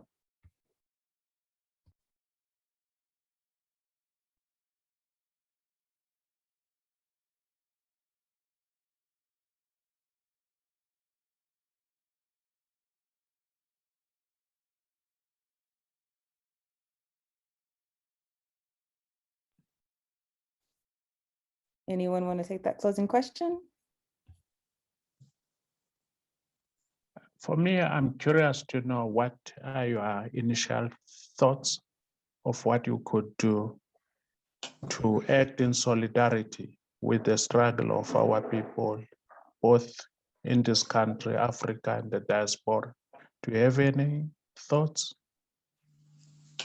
Oh, I can speak to mine as an individual. I think that in the struggle for South Africa, a lot of our ancestors laid a very good framework for us in that so many Africans in America stood against the United States supporting South Africa. So I believe that we have to actively campaign against our governments wherever we are throughout the diaspora, whenever they support white supremacist colonial structures. So that's my opinion as an individual. May I put up a challenge for you? And I think it's something that it's a challenge for me too. I talk now as a legal practitioner. I'm saying, why is it that we cannot, as legal practitioners, challenge some of the things that we see as unjust, and through our own what we call efforts and understanding where we are acting and what we are doing. I'll tell you one issue that has come up from time to time, but no one seems to be taking the bait. People have spoken about reparations. We've seen what, for example, now has happened in Namibia, where the German government was trying to buy out or buy its face by saying, we will give you this amount of money and you will use this amount of money for this or that or this. Why is it that we cannot take a cause and work as advocates across Africa, across the diaspora, and champion that? For an example also, why is it that when there is an incident that happens to one of us, wherever we may find ourselves in, why is it that we cannot have legal practitioners in that jurisdiction with the support of others challenging such injustices, so that we all know that as an African, wherever you are, you can be protected by those who understand the law and those who understand the processes that apply in a given environment. Because I look, for example, at other nationalities, and I see that you cannot touch someone and not have a response. Even here in South Africa, for example, you can't say anything about one sector of our society without an organization that has been set up to protect the interest of those of that sector coming up and defending their interest. But when it comes to us, I don't see that coming through. So the challenge I would like to put to all of us is that there are many things that are happening around us. Why is it that we can't deal or start dealing with the issues that are around us in a form of self-reliance in various ways? Thank you. Thank you, and I completely agree. Sister Thorola? Yeah, so I'd like to come in reference to your question on how we best honor the dreams of the student activists who basically sacrificed their lives. So you asked how we as lawyers and professionals and people basically we honor those dreams. So I think the question should rather be like, how do we as Africans, instead of describing ourselves using titles, because there are those without those titles, and do they not have like a duty to realize the dreams and visions of the students of 76? Now, the 76 movement was a mass movement, and after June 16 and the burials of the people who transcended, the movement organized itself and included parents and workers of the students. And they were now not confronting Afrikaans as a medium of instruction, but specifically white settler colonialism. We need the demise of South Africa to realize Azania. The youth of 1976 and the revolution was operating within an Azanian tradition whose ultimate political goal is the realization of post-conquest Azania as opposed to post-apartheid South Africa. We as Africans must keep the Azanian tradition alive as part of the African liberation to restore the sovereign title to territory and bring an end to white settler colonialism, not just apartheid. It is interesting that history repeats itself, because what has happened in South Africa recently with the Rhodes movement and Fees Must Fall, the Rhodes movement was on a path of the Azanian liberation, just like the youth of 1976. But their motive was diverted to Fees Must Fall, just like the motive of the June 1976 revolution was diverted to COSAS and UDF and the UDF, who fought for equal rights and operated within the democratization paradigm. Both the Rhodes Must Fall and Youth Revolution were operating within an Azanian tradition in line with decolonization. Now, today we can ask ourselves question in terms of the Constitution and just South Africa in itself. While the entire Constitution is based on the epistemological paradigm of the European conqueror, it is based on the law of the European conqueror to the exclusion of the law of the indigenous conquered people. It reduces the law of the indigenous people to what they call customary law and grants it to the lowest status, basically. It doesn't mention Ubuntu, which is African culture, and uses it as a foundation of the law of the indigenous people. Therefore, it is an extension or reconfiguration of the 1652 conquest. Section 25 of the Constitution attempts to address the land question without mentioning the conquest of 1652. Section 25 of the Constitution, in its attempt to attend to the land question, reduces the issue of sovereign title to territory to private property law. This takes the form of making the rights of individual private property a fundamental right. Therefore, it does not answer the question of historic justice, namely, how did the white settlers come to own the land? The entire constitution needs to be abolished and the entire territory restored to its indigenous people. This is in contrast to what is currently happening in the political environment in the form of amendment of Section 25 and the expropriation bill. This is the extended transformation. The current debate in South Africa of land expropriation without compensation will not realize in decolonization. Now, I would be interested, I know we're closing, but I'd be interested to hear what Brother Thapelo thinks about this and basically just hear what a few people think as well before we close. Thank you. Thank you. Brother Thapelo, you have your hand raised.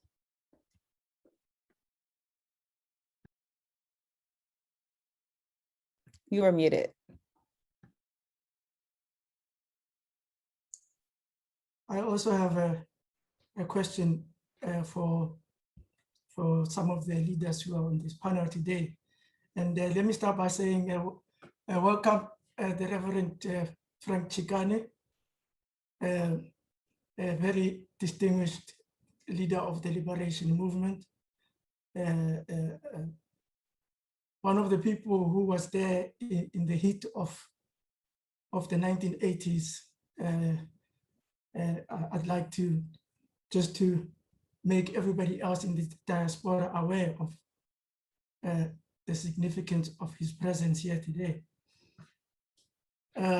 Yes, I mean, just to reiterate what I mentioned earlier, the struggle for liberation in Tanzania it has to be distinguished from a mere fight for human rights. Because we have human rights right now, but we have no land. We do not control the commanding heights of our economy. We are even dominated upon by other people who were not in Tanzania prior to 20 years ago. So our struggle was fundamentally for the return of the dispossessed land, for the development and perpetuation of an African identity, from which other forms of advancements would then develop themselves. From an African identity, you are then able to create an African-focused education system. For instance, let's ask if any of the leaders on this panel today are mentioned in the history curriculum of our schools today. I doubt it. These are some of the people who have to be known by the generations after them. And from that, mentally, those generations would then know that these are the people that we have to be proud about, and not necessarily somebody who is based far away from my country. I believe that decolonization and liberation is a very bitter route to take, but it has to be taken.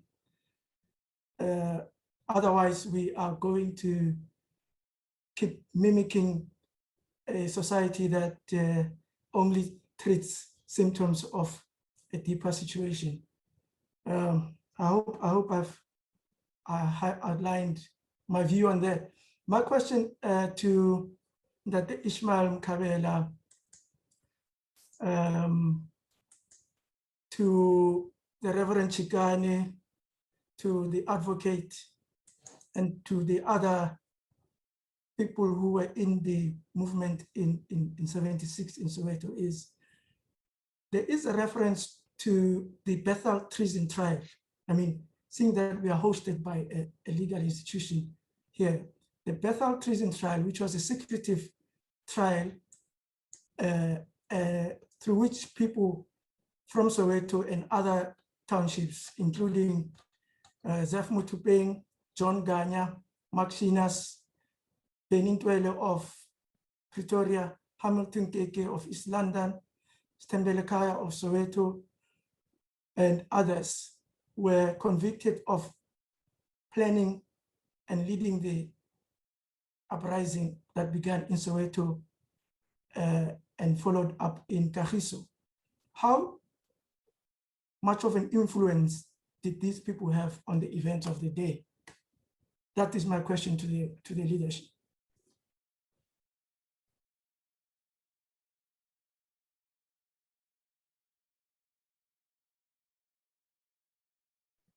Baba Ishmael, you're muted.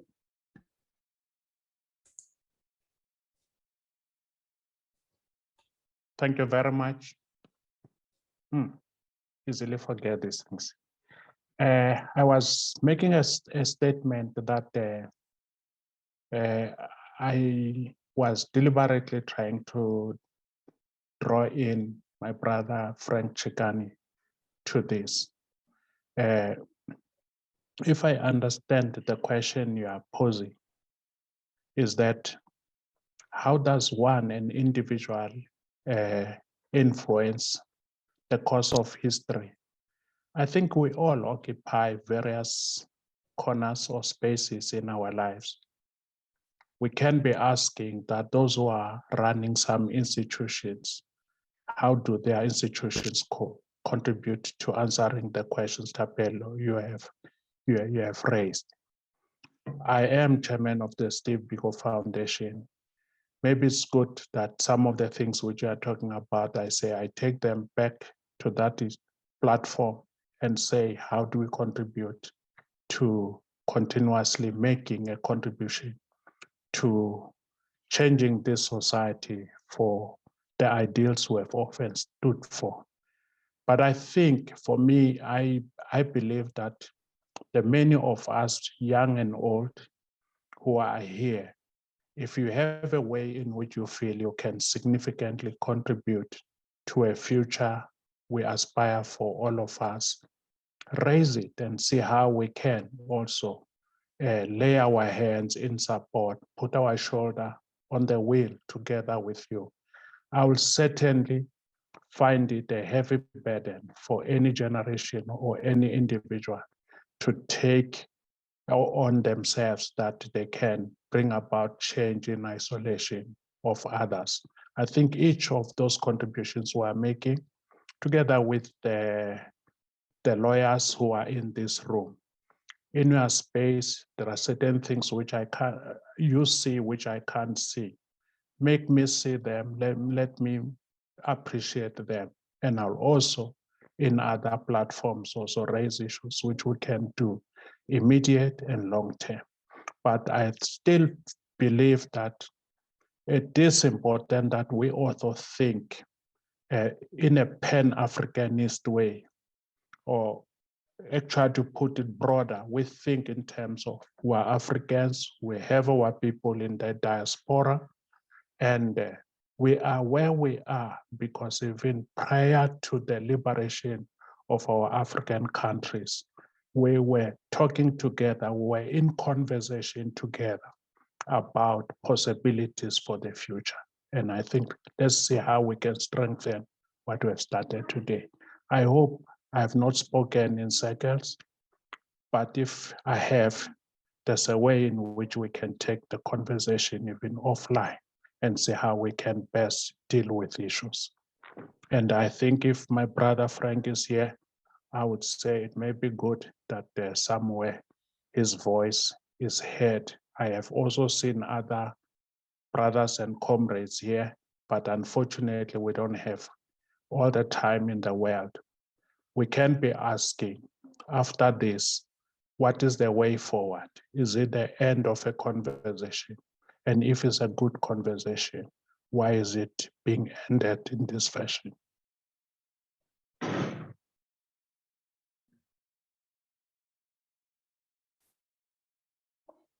Thank you. I don't know if we have any final remarks before we close out. I'll give it a minute if anyone wants to jump in.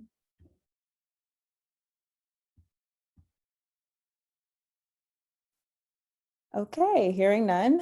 First, I want to say thank you so much to our panelists. We really appreciate hearing your perspective, and we really do stand in solidarity with the continual decolonization of the apartheid state inside of South Africa. So I would say to our listeners and our watchers and everyone who participated inside of this, thank you so much for joining us. Again, this is the Decolonization of Human Rights Clinic. We are a branch of the National Council of Black Lawyers, and we hope to host more discussions, push out more information, and expose our people internationally to all of the issues that we are fighting against the systems of colonialism and imperialism. So again, thank you all, and I hope you all have a great day.